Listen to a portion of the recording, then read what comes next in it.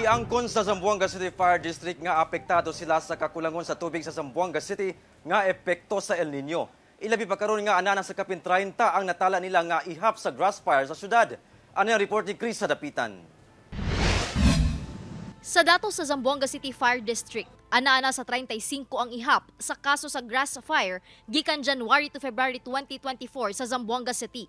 Ilabihan kini kataas, itandi niya atong January to February 2023 kung asa duha ka kaso sa grass fire lang ang natala sa buhatan.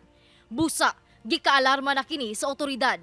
Sumala sa ZCFD, sagad sa mga hinungdan sa grass fire mao ang pagsunog og bisan gamay lang nga basura sa kasagbutan.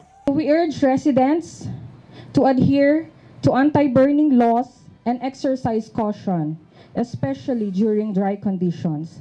The open burning of solid waste, which includes agricultural waste, has long been prohibited by. We have already coordinated with Department of Environment and Natural Resources. With DNR, we will conduct information dissemination sa barangay level po.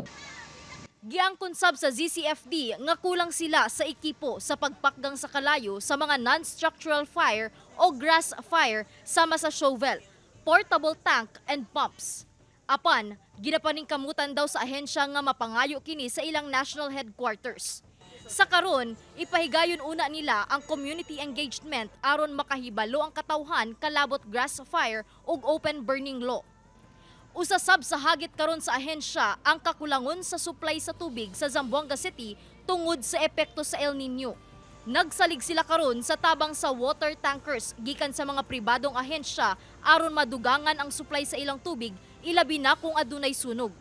Apan, nakigkoordinar na sab matud pa sila sa Zamboanga City Water District alang sa uban pang paagi o galing manginahanglan og mas daghang tubig. Aside from the water tankers, we have also coordinated with Water District regarding worst case scenario, wala ng tubig. We have proposed production well, hindi na ginagamit.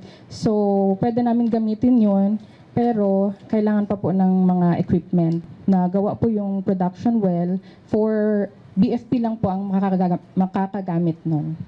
According to Water District, hindi maubusan ng tubig. Kauban si Jerwin Fernando sa kamera. Ako si Chris sa Dapitan para sa One Mindanao.